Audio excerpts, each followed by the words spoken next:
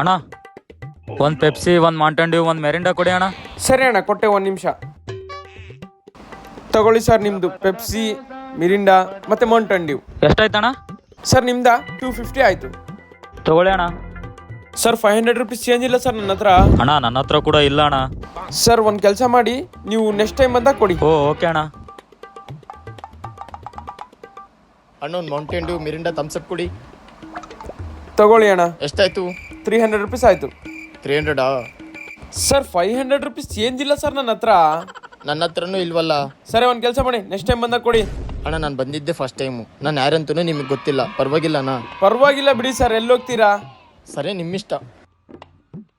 ಹಾಂ, ಇದೇನೋ ಐಡಿಯಾ ಚೆನ್ನಾಗಿದೆ. ಅಣ್ಣ, ನಂಗೆ ಈ ಚಾಕ್ಲೇಟ್ ಸಿರಪ್ ತುಂಬ ಇಷ್ಟ, ಇದನ್ನು ಪ್ಯಾಕ್ ಮಾಡಿ. ಸರಿ, ಅದನ್ನು ಪ್ಯಾಕ್ ಮಾಡ್ತೀನಿ ಮೇಡಮ್. ಎಷ್ಟಾಯಿತು? 300 ರೂಪಾಯಿ ಆಯಿತು. ಅಣ್ಣ, ನನ್ನ ಹತ್ರ 500 rupees ಇದೆ, ಆದರೆ ನನ್ನ ಹತ್ರ ಚೇಂಜ್ ಇಲ್ಲ. ನಿಮ್ಮ ಹತ್ರನೂ ಹೇಗೂ ಚೇಂಜ್ ಇಲ್ವಲ್ಲ? ಯಾರು ಮೇಡಮ್ ಹೇಳಿದ್ರು ನಮ್ಮ ಹತ್ರ ಚೇಂಜ್ ಇಲ್ಲ ಅಂತ? ಐತೆ. ತಗೊಳ್ಳಿ ಅಣ್ಣ. ಹೆಂಗೋ ಇವತ್ತೊಂದು ಹುಡುಗಿ ಬಕ್ರ ಮಾಡಿದ್ವಿ. ಇವರಿಬ್ರು ಯಾರು? ಅವರಿಬ್ರು ನಮ್ಮ ಹತ್ರನೇ ಕೆಲಸ ಮಾಡೋದು. ನಮ್ಮ ಬೇಕರಿಗೆ ಯಾರು ಕಸ್ಟಮರ್ಸ್ ಬರ್ತೀರ ಅಂತೇಳಿ ನಾವು 3 ಸರಿ ಪ್ಲಾನ್ ಮಾಡಿ ನಿಮ್ಮಂತರಿಗೆ ಬಕ್ರ ಮಾಡ್ತಿದೀವಿ.